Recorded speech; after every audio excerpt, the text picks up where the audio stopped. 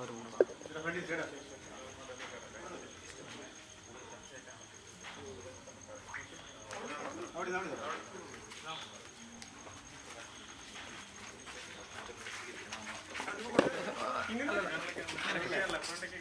ഈ പ്രകാശിന്റെ വീട്ടിലെത്തിയ അദ്ദേഹത്തിന്റെ ബന്ധുക്കളെ കണ്ടു. എന്തായിരുന്നു ഒരു പ്രതികരണം? എന്താണ് ഇത് സംബന്ധിച്ചത്? ഇതിൽ പ്രത്യേക രാഷ്ട്രീയ പ്രാധാന്യമൊന്നുമില്ല. ശ്രീ വി പ്രകാശും ഞാനും വളരെ അടുത്ത വ്യക്തിബന്ധമുള്ളവരായിരുന്നു ദീർഘകാലമായി. ഞാൻ പ്രീ ഡിഗ്രിക്ക് പഠിക്കുന്ന കാലത്താണ് അദ്ദേഹത്തെ ആദ്യമായിട്ട് പരിചയപ്പെടുന്നത്. അതിനുശേഷം അദ്ദേഹം വിട പറയുന്നത് വരെ ആ ബന്ധത്തിന് ഒരു തരത്തിലുള്ള ഉലച്ചിലും ഉണ്ടായിരുന്നില്ല. വളരെ സൗമ്യനായ ഒരു രാഷ്ട്രീയ നേതാവായിരുന്നു അദ്ദേഹം. എന്ന് മാത്രമല്ല,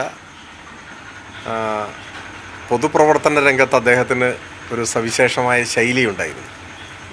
ഇപ്പം ഞങ്ങൾ അകത്ത് പ്രകാശേട്ടൻ്റെ ഭാര്യയുമായി സംസാരിക്കുമ്പോൾ ആദ്യമായി പരിചയപ്പെട്ട അനുഭവങ്ങൾ പറയുകയായിരുന്നു. ആദ്യമായി പ്രകാശേട്ടൻ്റെ ഭാര്യയെ എനിക്ക് പരിചയപ്പെടുത്തി തരുന്നത് ഒരു KSRTC ബസ്സിൽ വെച്ചാണ്.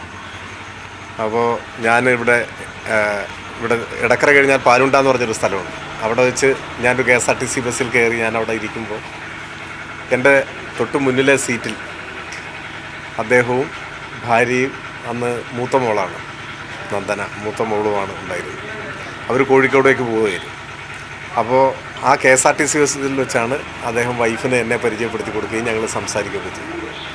അപ്പോൾ ഞാൻ ഓർമ്മിക്കുകയായിരുന്നു, കോൺഗ്രസിൻ്റെ ഒരു സംസ്ഥാന നേതൃത്വത്തിലൊക്കെ ഉള്ള ഒരു നേതാവ്. അദ്ദേഹം യൂത്ത് കോൺഗ്രസിൻ്റെയും KSUവിൻ്റെയും ഒക്കെ സംസ്ഥാന ഭാരവാഹിത്വത്തിലുണ്ടായിരുന്ന ആളാണ്. പിന്നീട് DCC പ്രസിഡൻ്റൊക്കെ ആയി.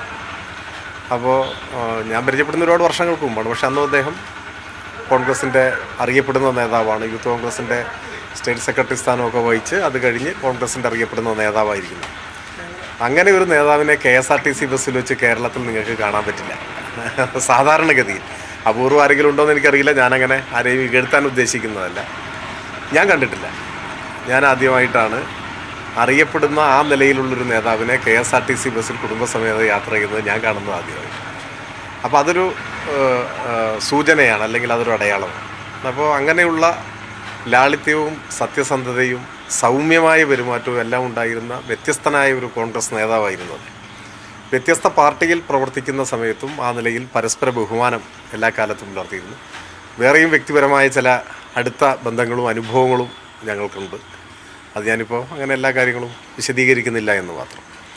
അപ്പോൾ ഇവിടെ അടുത്ത് മറ്റ് ചില പരിപാടികൾ, ഇന്ന് ഞങ്ങളുടെ കുടുംബസംഗമമായിരുന്നു, മഹാകുടുംബസംഗമമായിരുന്നു.